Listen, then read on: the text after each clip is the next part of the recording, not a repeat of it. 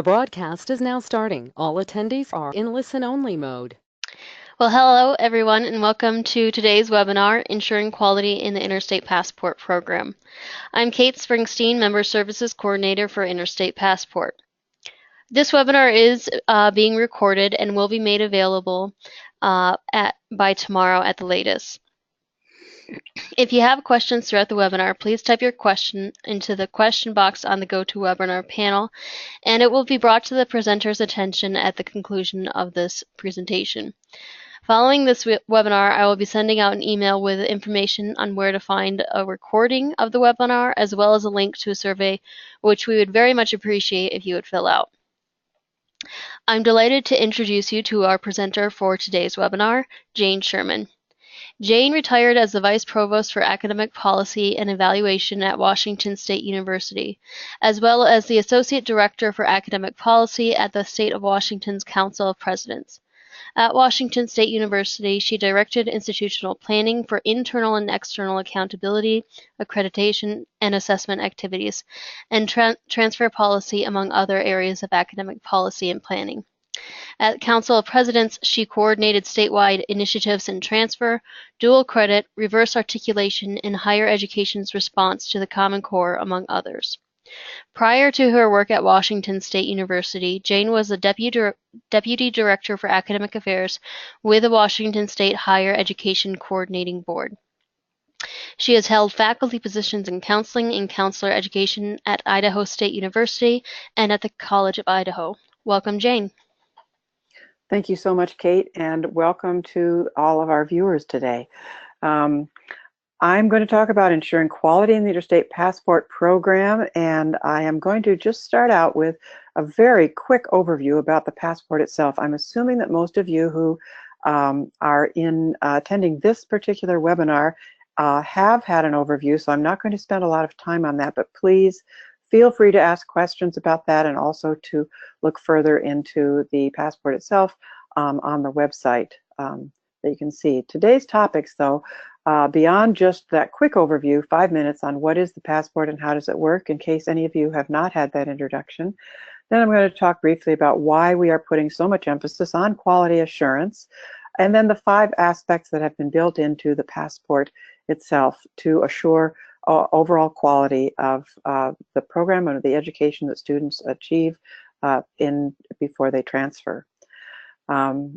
First of all, what is the Interstate Passport and why do we even have it? It was developed by faculty in the West, in the Wichita region, who were concerned that students who transferred among their different states were losing too many credits when they transferred, and particularly when they transferred in the lower division and from community colleges in one state to a university in another state. This map is pretty. I like the colors, but what it shows you is that in some states, there are very high percentages of students who graduate in one state having started their undergraduate education in a different state. And even in states, if you look at the large ones like California and Texas, where the percentages are low, the numbers are high enough to make a large contribution to the overall numbers of students who transfer from one state to another. This was the beginning of why the passport was developed. But I do have to say that in the many different states that I have visited and talked with, people have invited us to come and talk about the passport. And there has always been some reason as well internal to the state why people are concerned and interested in exploring the passport. So initially, the idea was to save students time and money, basically, and increase their persistence and degree completion. The whole idea was to make the pathway to a baccalaureate degree more efficient and smoother for students, and a better experience that would encourage more of them to graduate and to graduate on time. For institutions, the idea was that they could simplify the transfer process. They would have greater curricular flexibility because they might not be tied to quite as standardized sets of courses and course numbers, and they would give their own faculty greater ownership of the curriculum, and that they could use the academic progress reporting for continuous improvement, and perhaps in accountability areas and performance funding states, they could show increased retention and graduation rates. The Passport itself is a national program that facilitates the block transfer of lower division general education attainment based on student learning outcomes rather than on specific courses and credits.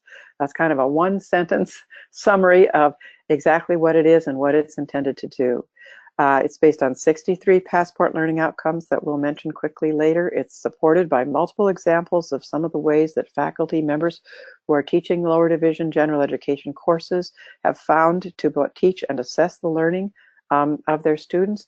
And what we're talking about today is it has built-in quality assurance based on the data that is available, will be available.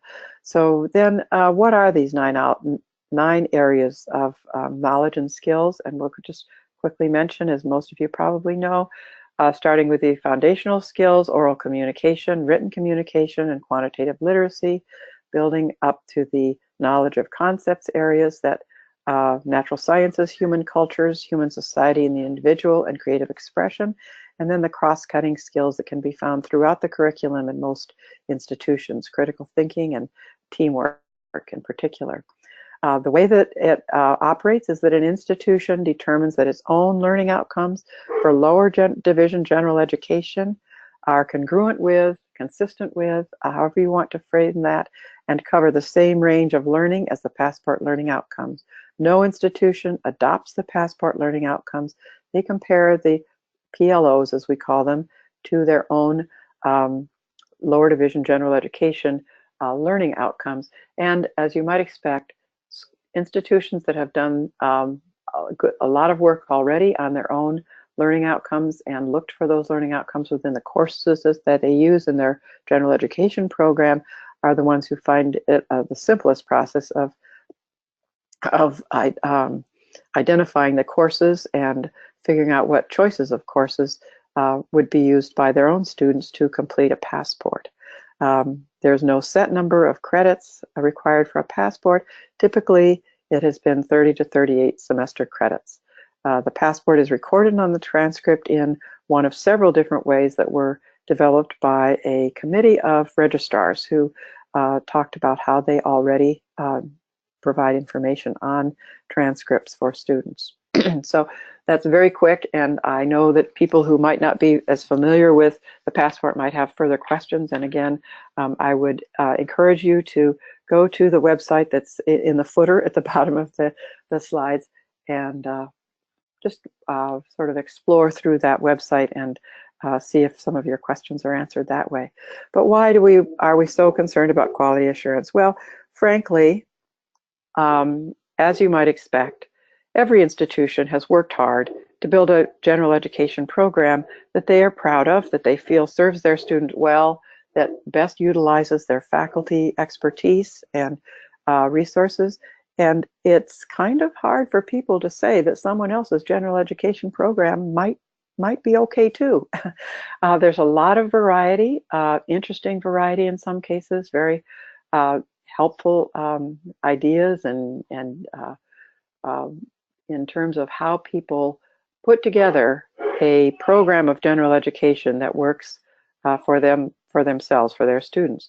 But what turns out to be very, very similar across all of these institutions is what the faculty would like their students to achieve through completion of general education. What are they after? What do they want students to know and be able to do? And that is what we're looking at without trying to achieve actual standardization across what the courses should be, what the credits should be, or how they should be taught. But what do we expect students to end up with? What are they equipped with as they pursue the next steps of their educational career that will lead to success as they go forward, both in their career, in terms of what employers are looking for, and in terms of success in their community and civic life later. So, whoops, I'm going the wrong way here, sorry. The idea that if we get the kind of agreement that institutions recognize that other institutions are trying to achieve similar outcomes, that they can trust that the level of student achievement within those outcomes is similar to what they expect of their own students, that will lead to a wider adoption of the Interstate Passport and acceptance of the passport across many different kinds of institutions and throughout the nation. And of course, if we can get that kind of efficient transfer across state lines, it will save a lot of time and money for students and improve completion. Efficient transfer within a state, of course, also saves time and money and leads to greater completions. Most states have done a good deal of work to make transfer within their states more efficient, but I have yet to go to a state that says that they have ironed out all the wrinkles and that it's working just the way they had hoped it to, although a lot of good work has been done and improvement has been achieved. Another aspect of wide adoption and recognition of an interstate passport would be that it would provide a credential of sorts, a milestone to support students' persistence, to provide confidence to them that they can continue to achieve, and then to inform employers of specific skills and knowledge that students would have achieved. Finally, we think of it as a bridge toward competencies, as a currency of educational achievement and career. A bridge because it's not strictly competencies based, because behind all these learning outcomes are courses and credits, which gives, at this point, a lot of comfort, I would say, to faculty and other institutions. Excuse me. But it is beginning to recognize that what we really are concerned about is what the students are learning. So moving on to the topic of what is built into the Passport for Quality Assurance. There are 5 aspects, and not all of them have data behind them yet, but they have the systems built, the structures to provide that on an ongoing basis as the passport matures and expands. So here's a quick overview of what we'll be talking about, those 5 areas. The minimum grade of C in every passport course, tracking student progress, the Passport Review Board, an evaluation research study that's underway now, and a mapping pilot of critical assignments that has recently been completed.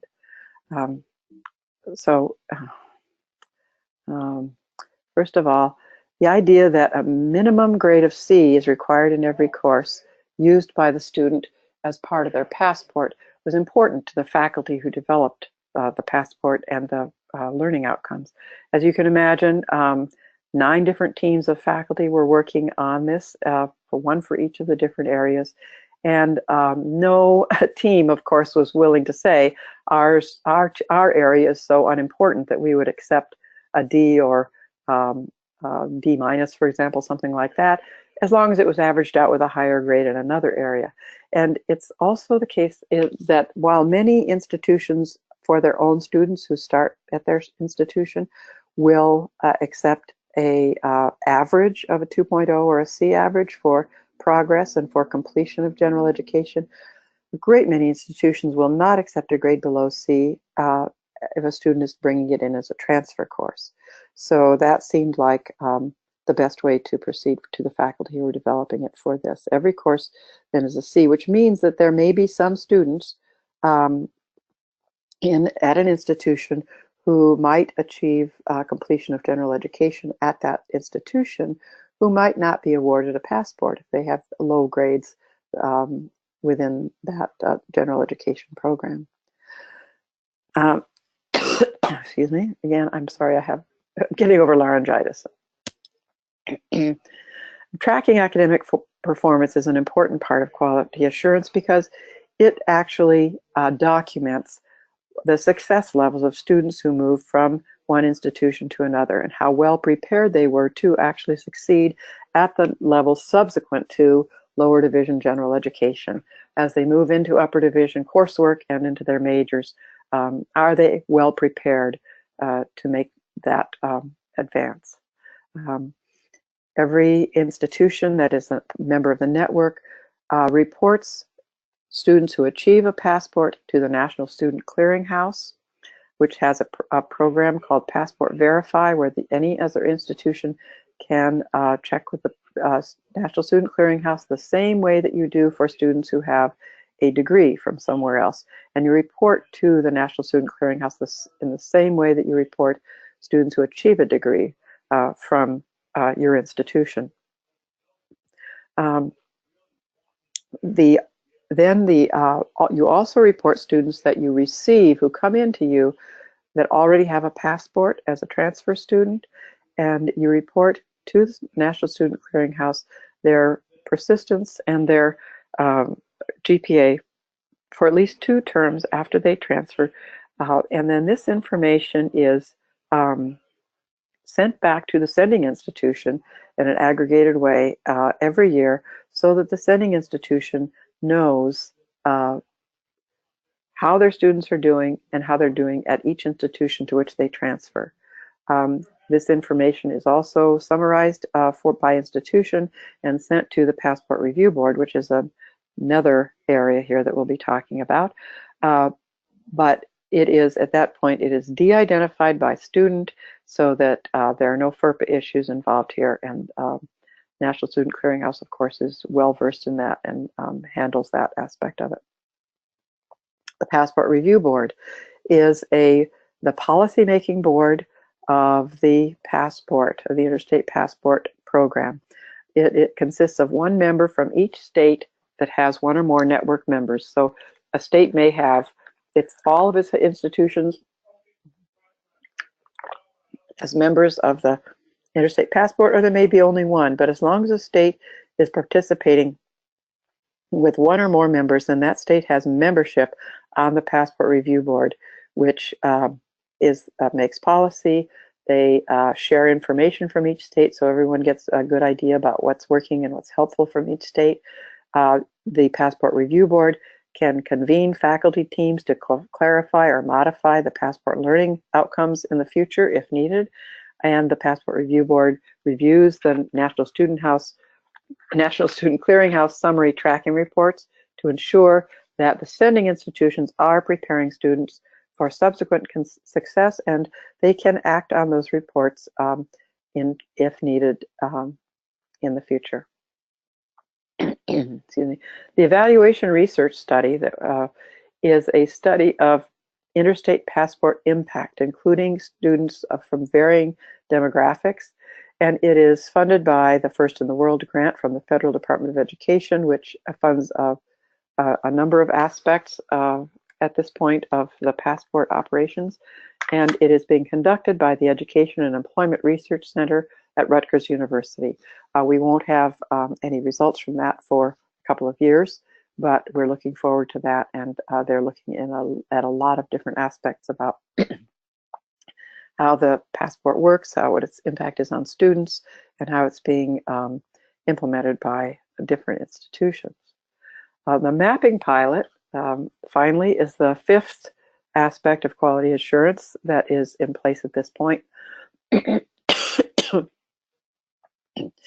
The mapping pilot was designed to map, to look at student work, to look at the faculty assignments that led to that student work, and to look at the faculty assignments, are kind of working backwards here, that were assigned intending to elicit the students' achievement of specific passport learning outcomes, or similar outcomes that an institution might have in their lower division.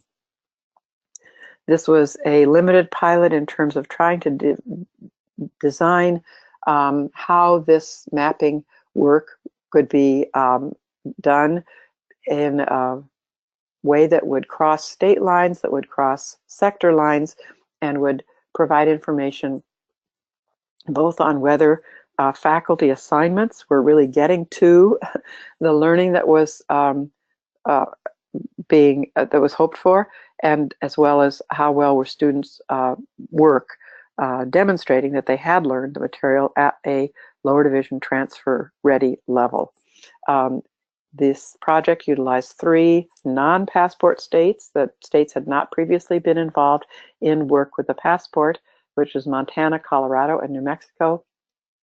Included 1 community college and 1 university in each state, and the NCHEMS and WICHE evaluated the assignments, assessing specific outcomes, and then the faculty from all the institutions evaluated all the student work in response to those assignments.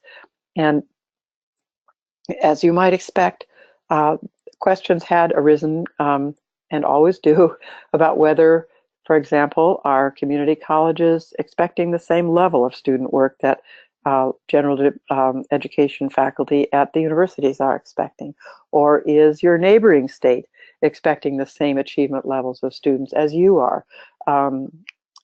So this was intended to answer some of those questions, and while this was a pilot, which was really smoothing out the processes and how this should work, and it was limited in the number of outcomes that were examined, what they did see was that there was, in general, a good deal of consistency across the states and across the sectors, between the two sectors and across the states, in terms of what are the expectations of faculty, how do they evaluate the student work that they receive. So that's something that can be undertaken in the future by either institutions, states, or the project as a whole at future times. It's not, I mean, it does take some funding, so it takes, so there's an aspects of, excuse me, finance that goes along with that. But it was a really good pilot to start with. So that really is the sum of my very quick overview on the quality assurance aspect, and I would be very happy to answer questions or to listen to other people's suggestions about quality assurance within the passport. Well, thanks, Jane. That was a great overview of quality assurance mechanisms of Passport. I do have a couple of questions that have been submitted, and I would encourage anybody who has suggestions or questions to submit them to the questions panel here at the GoToWebinar panel. So the first question I have is whether or not there's any additional cost for the academic tracking piece. And the answer to that is no. The First in the World grant provided the funding for the National Student Clearinghouse to build the infrastructure that they needed on which to run this kind of programs and get the feedback back to the institutions. It was built initially off of computer software structures that they had designed for the reverse transfer project that they are also involved in. And there is no cost to institutions for either submitting the data or getting the summary information back from the National Student Clearinghouse, and there won't be on into the future. That was part of the original contract with the National Student Clearinghouse. Great. There's substantial funding provided for that from the federal government in the initial First in the World grant. Great. Thanks, Jane.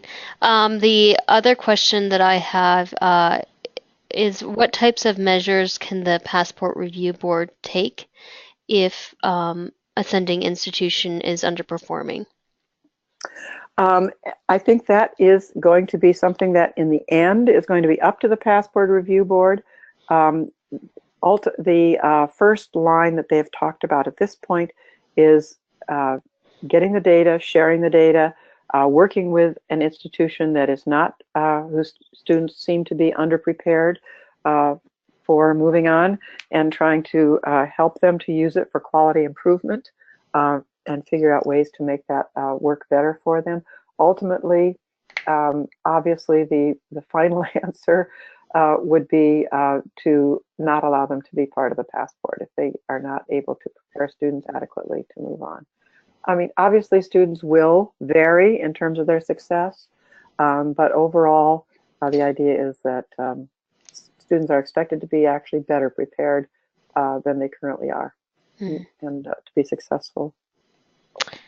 Great. Well, those are the questions that I have gotten. If you have any further questions, I'll be sending out an email where you can find a link to this webinar and a survey, and it will also include my email address and Jane's if you have further questions that you'd like answered. We also have the website URL down at the bottom of this screen, and there's quite a lot of information on there as well.